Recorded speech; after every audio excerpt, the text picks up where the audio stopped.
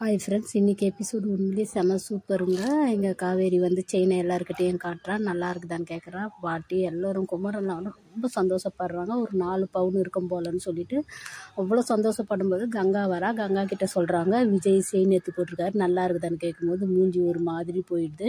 உள்ள குமரங்கிட்ட போய் ஒரு பொண்ணு ஏழ்மையாக இருக்கும்போது எவ்வளோலாம் டார்ச்சர் படக்கூடாதோ, எவ்வளோலாம் ஆசைப்படக்கூடாதோ அவ்வளோ ஆசை, அவ்வளோ டார்ச்சர். சீமந்தனுக்கு கிராண்டாக நடக்கணும்னு ரொம்ப டார்ச்சர் பண்ணுறா குமரனை. இங்கே காவேரி வந்து இதெல்லாம் கேட்டுன்னு போயிட்டு விஜய் கிட்ட சொல்கிறா. விஜய் கிட்ட சொல்லும்போது, நீ சொல்லு எப்படி நடத்தலாம்னு சொல்லிட்டு அப்படி நடத்துறேன்னு கேட்கும்போது, நீங்கள் எவ்வளோ ஒன்றாலும் செய்வீங்கன்னு எனக்கு தெரியும், ஆனால் அப்படி வேணாம், எனக்கு சிம்பிளாக நம்ம வீட்லேயே நடத்தணும், போட்டால் மட்டும் நிறைய எடுத்துக்கணும்னு சொல்லிட்டு சொல்லும்போது உண்மையிலேயே விஜய் ரொம்ப சந்தோஷப்படுறாரு. அவ்வளோ வசதி இருந்து இவ்வளோ சிம்பிளாக இருக்கணுன்ற பொண்டாட்டி யாருக்கு தான் பிடிக்காது. அவ்வளோ லவ், அவ்வளோ அன்பை காட்டுறா.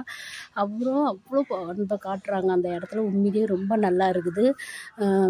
எது வேணும்னாலும் சொல்லுவேன், ஆனால் பொண்டாட்டி வேணான்னு சொல்ல மாட்டேன். துறவி போல் பேசுகிறீங்களே, எல்லாத்தையும் திறந்துடுவீங்க போலன்னு சொல்லும்போது எல்லாத்தையும் திறந்துடுவேன், ஆனால் பொண்டாட்டியை மட்டும் திறக்க மாட்டேன், நம்ம ட்ரிப்பு போகலாமா லாங்கெல்லாம் அவ்வளோ அழகாக பேசுகிறாங்க. உண்மையிலேயே இந்த இடத்துல ஒரு வசதியான குடும்பத்தில் இருக்கிறவங்க எந்த அளவுக்கு சிம்பிளாக இருக்கணும்னு சொல்லிட்டு அவ்வளோ ஒரு யதார்த்தமாக கொண்டு வந்திருக்காங்க. சிம்பிளாக தான் ஆசைப்பட்றாங்க 2 பேருமே.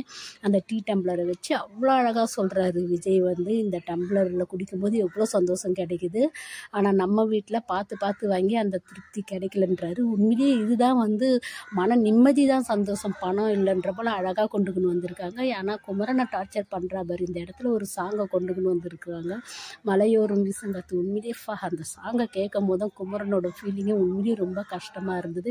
எப்போ பாரு கிராண்டாக பண்ணுவியா, ஒட்டியானம் வாங்கி தருவியா, கொலுசு வாங்கி தருவியா, ஒரு சாக்லேட் தான் வாங்கி தருவில்ல, ரொம்ப கேவலமாக பேசுகிறா.